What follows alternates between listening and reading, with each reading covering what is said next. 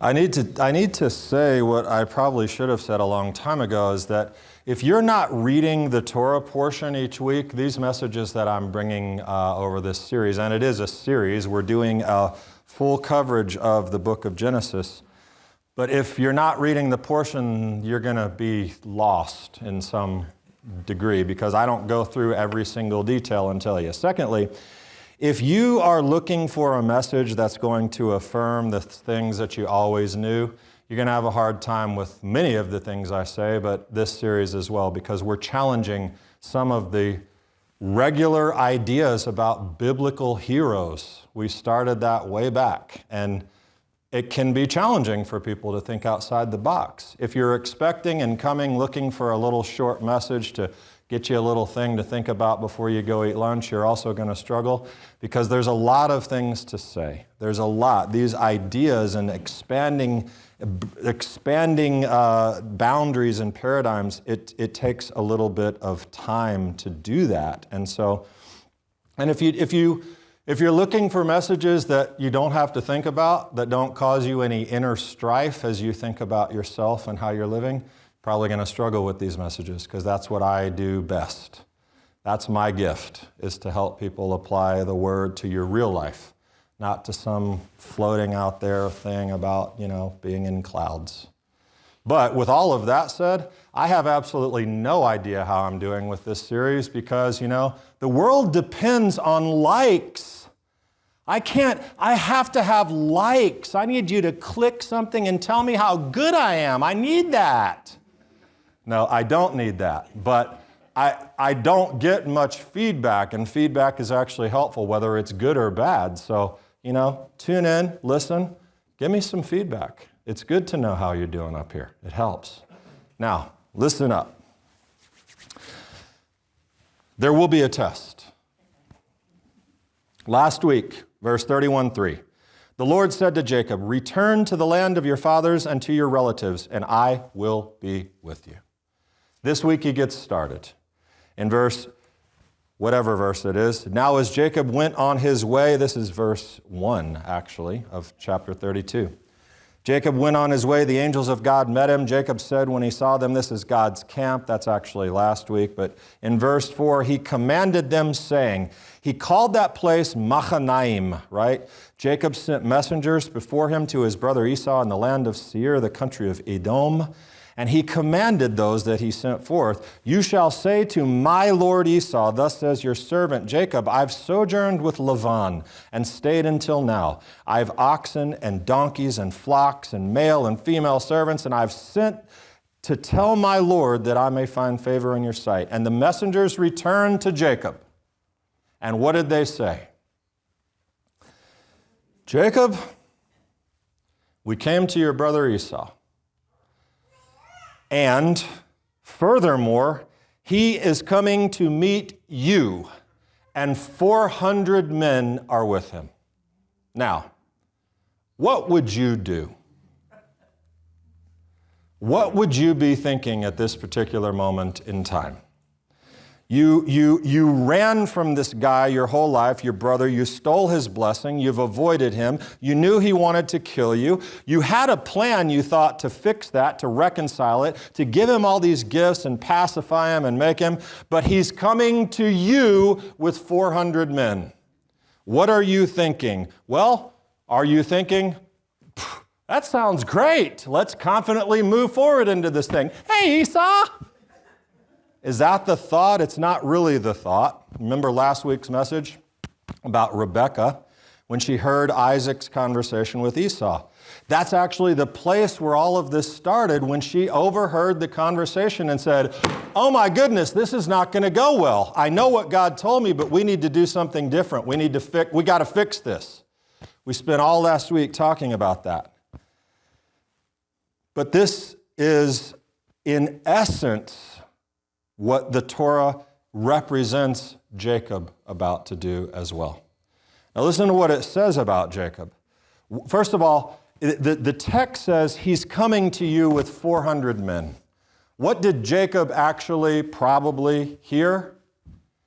He's coming for you with 400 men. He's going to kill you. He's going to obliterate you and your family. He's going to wipe you off the face of the earth. Get ready, Jake. Here he comes.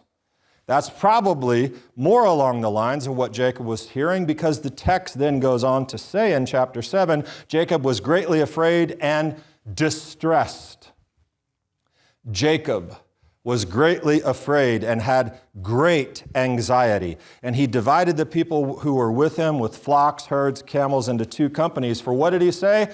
Well, man, if they all die, at least somebody's going to live. I don't know how that would make me feel if I'm Jacob's kid. Psst, you go over there. He might kill you, but we'll get out. What's happening is that human nature is probably happening. Human nature, which is the same thing we saw Rebekah do, which is the idea that sometimes we have to take it into our hands because we're assuming the worst is going to happen. Clearly, Jacob is thinking, he is going to come and kill me and everything I love. And, I got to fix this. But didn't he say, return to the land of your fathers? Didn't God tell you that, and to your relatives, and I'll be with you? I know, but I got to fix this. Now pause. Jacob was greatly afraid and distressed. Think about all of the years, at least 20 years after this. Jacob still had these feelings, this fear, this anxiety, probably guilt. And at the mention of his name, these unresolved feelings and emotions, the blood gets hot, your blood turn red, your hands sweat. I mean, it's a big deal if anyone's ever been in a situation like that, where you had such a bad thing happen with someone that at the mention of their name, you get anxious. This is even more of that. Jacob is in fear for his life, but there's so much more. And if we're honest, most of us know this feeling. We can relate to it, but I'll take you there in just a minute. I want to show you something that may have never occurred to you regarding what comes next, and how much the Torah is actually teaching us about our lives right now, today. This is courtesy of one Rashbam. Rashbam is Rashi's grandson. Commentator, medieval commentator. He was very well known for his literal interpretation. My dad went to med school with a guy named George Rashbam. So every time I read Rashbam, I can't help but think of George Rashbam, who every single time George laughed, he would always go. And so as I picture Rashbam giving a commentary and putting a little joke in it, I always imagine him going. But he didn't do that. Now, Rashbam was actually critical, by the way, of his grandfather sometimes, because he didn't always appreciate Rashi's overly allegorical interpretation of some things. And Rashi actually later in life used some of his commentaries to use his grandson's commentaries to moderate some of those things. But here's the story. What does Jacob do next? What happens? Well, Jacob devises a plan. In verse 13, so he spent the night there. Now I want you to pay attention to that little bit. He spent the night there. Jacob gets the news about Esau, settles in for the night, apparently in preparation to meet with him. He says to his servants, he arranges this fantastic thing that's going to happen with goats, 200 goats and camels and colts and cows and bulls and donkeys. And he placed them in the care of his servants, every flock by itself, and said to his servants, pass on ahead of me. Put a space between the flocks. Put a space between the flocks. And he commanded the one in front, saying, when my brother Esau meets you and asks you, saying, to whom do you belong, and where are you going, and to whom do these animals in front of you belong? Then you shall say, these belong to your servant Jacob. It's a gift sent to my lord Esau. And behold, all of these pieces, remember them, behold, he also is behind us. Who's behind them? Jacob is behind them. Then he commanded the second and the third and all those who followed, saying, in this way you shall speak to Esau when you find him, and you shall say, behold, Jacob's right behind us. He's doing all these beautiful things, and waves, these gifts are coming. Behold, Jacob's coming too. Stay tuned, Esau. he's very serious, Jacob, about making sure this is done. Space, comment. Then afterward, I'll see his face. Perhaps he'll accept me. So the gift passed on ahead of him while he himself spent that night in the camp. You got it? Twice. He spent the night in the camp. He spent the night in the camp. That's how it ends. Guess what? He didn't spend the night in the camp. He didn't spend the night in the camp. Verse 22, now he got up that same night and took his 2 wives, female slaves, children, crossed the shallow place of the Jabbok. He took them, sent them across the stream, and sent across whatever he had. Now, what in the world is going on here? Why is he up in the middle of the night crossing that river with everyone? Now, most commentary simply says he wanted to get a head start. He was up and going. He was on his way to meet Esau, or he wanted to move the family to further safety. But here's where Rashbam's consideration comes in. Jacob is running away. He is leaving in fear. He had made plans to meet Esau and make it right. But the fear was too much. The anxiety, the past of how this situation was going to go was too much to bear, and he changed his mind. But the thing is, maybe that had happened sooner.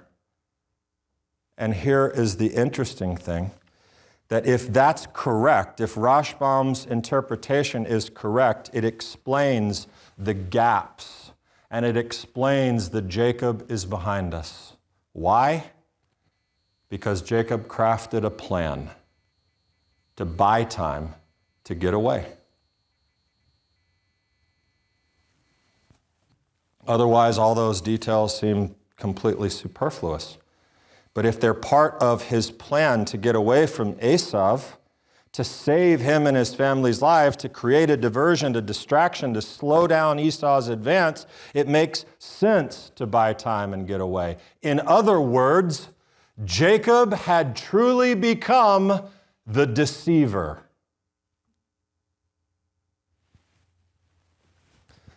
Through this hard-fought life over the last 20 plus years, he had now become what he had been accused of his whole life. He had no intention of meeting Esau.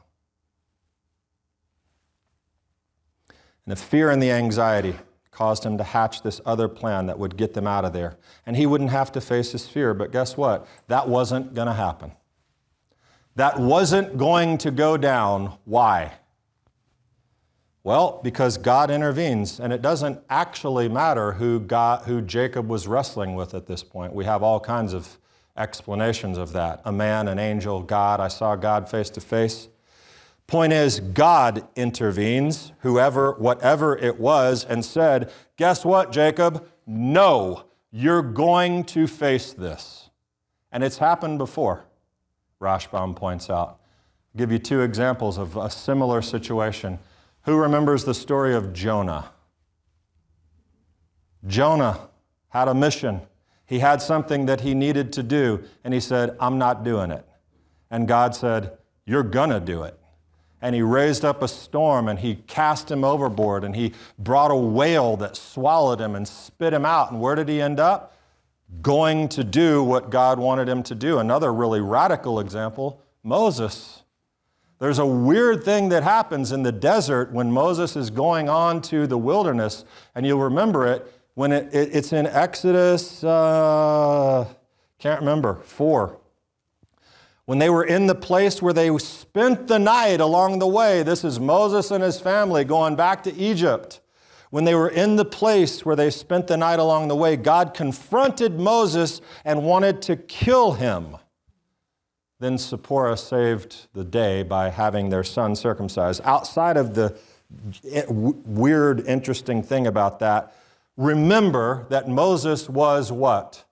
Terrified at the burning bush. He was afraid. He didn't want to do it. He said, they won't listen. I'm slow of speech. Who am I? I can't do this. But God confronts him on the path.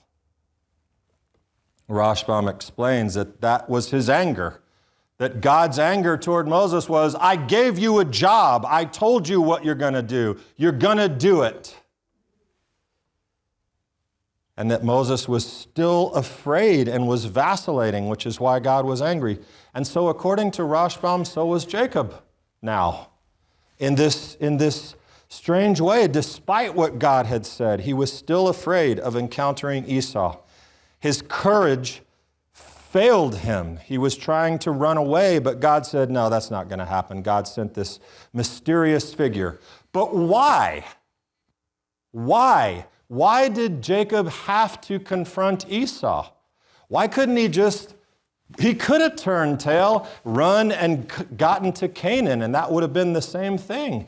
God didn't say, I want you to go reconcile or face your brother, then go to the land and I'll be with you. He just said, go to the land. Why did he have to do this? Why is God making this happen? Well, here we switch from Rashbam to me. I don't have a nickname. To see what I see for all of us. Jacob had baggage, like we all do. He had baggage, and it's much more than fear. Because understand that so much of what you think of yourself and how we behave, how we believe about ourselves is actually defined by all of the other things that people have told you in your life. And it results in something that nearly every one of us, including Jacob, struggles with. And it is called, you ready for it? Not fear, self-doubt. And it's normal to have it, but it's not a way that we have to live. It's not necessary. And I tell you this so often, someday I need to write this book. I just don't know how to do it. But I tell you about voices. Not because we're schizophrenic or multiple personality disorder. I tell you about voices all the time because you're a human being. And in your head, you hear voices all the time. It's your voice. But those voices are incredibly powerful. Incredibly powerful. And we talked about last week, actually, the voice that Rebecca was hearing, which was, I know what God said, but you got to do something else. You have to fix this. And the blessing stealing thing. But this is on another level. Part of the reason Jacob didn't want to confront this is because of the voice. The voice for most people is where self-doubt and fear and anxiety comes from. And it's a voice you really need to learn how to hear, because when self-doubt emerges in our lives and the voice tells you, you can't do this. This is not you. You're this. You'll never be able to. You can't. You're not capable. Or for Jacob, you did something bad to him. You hurt him. You're this, you're that. You're a liar. You're a thief, Jacob. You're not tough. You should run. You've been doing that most of your life. That's who you are. It sounds like reason. It sounds very reasonable to process through that, and that voice sounds like common sense, Jacob talking to Jacob. But when we experience this self-doubt and fear and anxiety and paralysis, you know who? The voice is very rarely your own. You know whose it is? Every person in your life that ever told you you couldn't do something or be something or labeled you with something that made you think that's who I am. That's where self-doubt comes from. And self-doubt causes you to do really, really silly things. Because the doubts that we have are so often the labels that other people have placed on us. You're this, you're that, you're not this, you'll never be this. Brendan Bouchard he's a personal development coach I love, and he said this: So much of confidence is socially constructed, meaning, to a large degree, you are you because of what people told you you are. So much of confidence is socially constructed, and it's constructed by some really bad engineers. Those bad engineers are the people who've labeled you, who what they said about you, or events that bookmarked our lives or anchored us to a moment, a negative experience. And every single time when we have that, when we're on the cusp of breaking through to something that will require some difficult or unimaginably difficult action or something, a major step of confidence where we need to overcome, of facing our worst fear, which Esau was for Jacob, that's the time for so many people the tendency is to stop, turn, go the other way. I can't do this. I don't want to do this. I'm not doing it. I can't do it. I can't do this. But why? You can do anything. Why must Jacob confront Esau? That's the question I asked you. Because Esau represents something. He represents Jacob's obstacle to becoming who he must be, what God has called him to be. Esau and this confrontation represents Jacob's self-doubt and all of the labels that Jacob has carried and internalized and allowed to become his very identity. No matter what Jacob did or didn't do that day with Esau, he did it. There were consequences. He hurt Esau. He who knows? Isaac, I don't know. But that it needed to be made right, and Jacob was prepared to do it, it seems, but some switch flipped, according to this Rashbam commentary. The voices crept in, self-doubt, fear, like Jonah, like Moses. He tried to get away. I can't do it. I'm like they told me I am. I can't do this. I don't want to do this. But God intervened. And he did it in this miraculous way, but if you boil it down and pull all the strange angelic wrestlings and sciatic nerve damage back, all it is an identity shift. That's what the blessing is. The name change. And here we get some clarity and appreciate the true value of this weird wrestling match. And the name change. God knew Jacob had to move past. He had to confront the past, move past the past. God's saying to Jacob, you're not that person. I don't care what they said. I don't care what you did. You're going to make this thing right, and you're going to be something new. Now, had he not confronted Esau, I asked you, why can't he just go to the land? Why does he have to do this? Because Jacob has baggage, and you can't be the person you are, hauling your crap around with you all the time that you don't have to carry. Because someone else packed those bags and someone else tied them to your wrist and said, now you walk with that. And you walk for 20 years with this stuff. You don't have to. And God said you're not going to. There is so much. How Jacob, as this great patriarch, imagine him living with imposter syndrome the rest of his life. Yeah, I'm Jacob. Oh, Jacob, the patriarch, man, Jacob. Yeah, but if you really knew, if you really knew who I am, if you really knew how this happened, if you really knew how I got here, you wouldn't think anything of me. That's something we all have. And, there's so much. Jacob is wrestling, and he's holding on, and I could do a whole sermon on that wrestling match. But he's holding on, and he says, I'm not letting go till you bless me. And what was the blessing? He got a new name? What kind of blessing is that? What am I supposed to do with that? Okay, great, I got a new name. But that is the blessing. You give me a new name. Think about it. He had been labeled the deceiver, the liar, the thief, and everyone else gave him those names. But his new God-given label is so much more than syllables or sounds or letters. It's a new identity that he got from God placing this obstacle in front of him.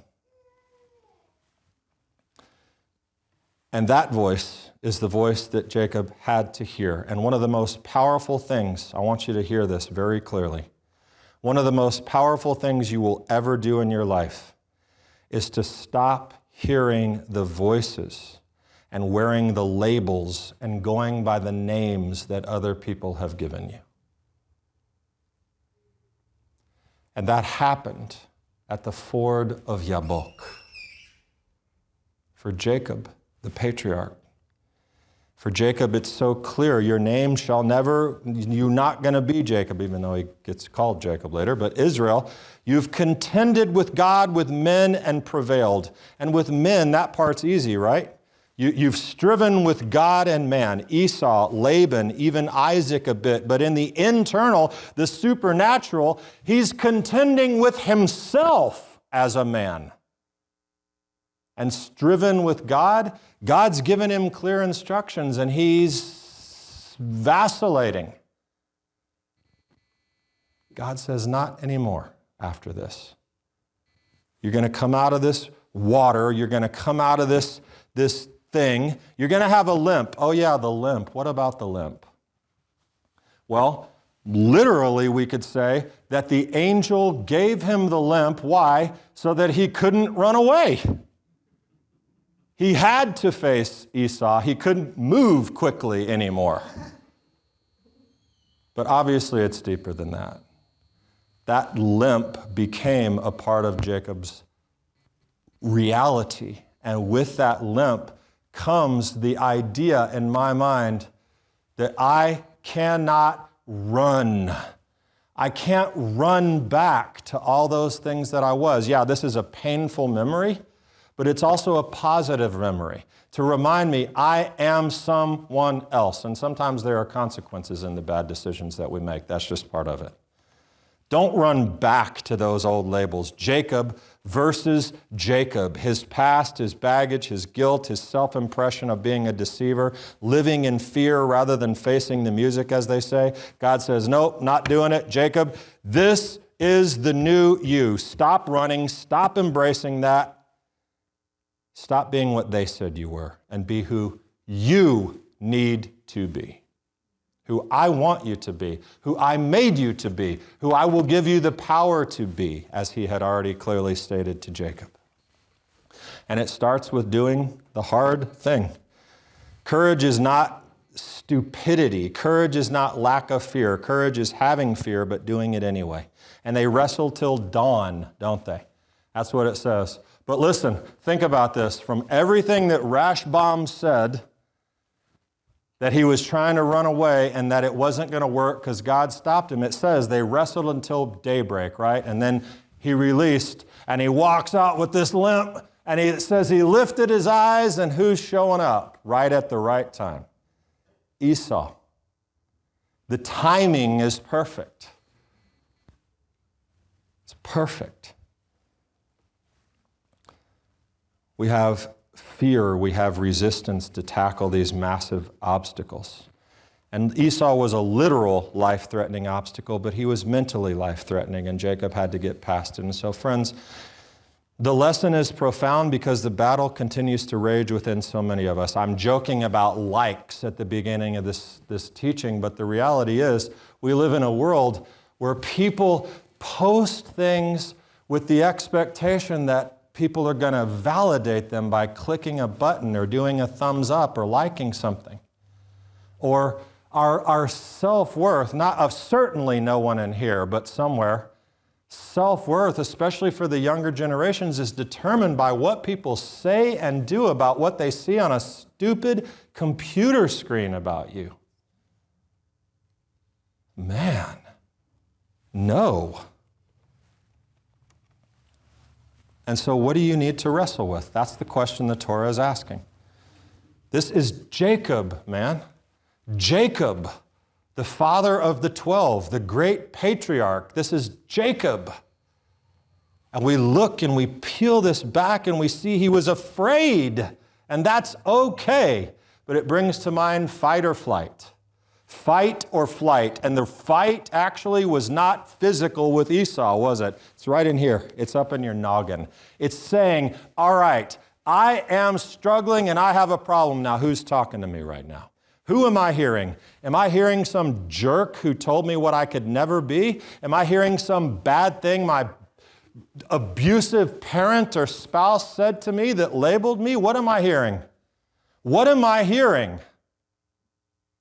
And being able to have that skill to understand whose voice is talking to you and what labels you're putting on yourself. Are you operating as the person you know you are or could be? And the fight, you gotta fight sometimes, but the flight is much worse. To run from the obstacle and never face it. To live continually to carry these bags around and never face the thing. Never have the wrestling match. What are you afraid of confronting? What do you want to run away from? What do you need to face? What do you need to change? What labels do you need to let go of? We usually have some. Even the most put together people, if you could really get down to it. But what won't change if you turn tail all the time? What if you continue to let the critical and condemning abusive voices, the tear down negativity, discouragement of your past be your label? How will you ever get that full and beautiful name that God has for you? If you break camp in the middle of the night on the cusp of maybe a terrifying thing the next day, but it's something you need to do, something you need to face. Sometimes you got to take up the wrestling match, and then guess what you need to do, and this is the end of it. Stop wrestling. Stop wrestling. Leave it in the river. And go forward with peace. If nothing else, after that encounter with the angel and consequently with Esau, Jacob had peace. He didn't have it easy. Even in this chapter, his daughter gets raped. Later, his son gets kidnapped. I mean, he didn't have it easy. But he had a new kind of peace. With his wrestling and blessing and courageous step forward came his new name and new peace. And God will go with you because he has the name for you. It's the way he sees you. It's the way he wants you to see yourself and go forward.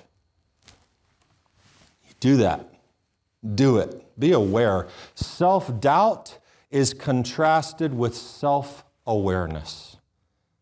And that's something that the Holy Spirit can inspire you with as well. So be aware of the voices you're hearing. Don't run. Just accept, wrestle them, confront them, change them. And then even if you walk away with a limp, you're the better for it. Jacob was the better for it.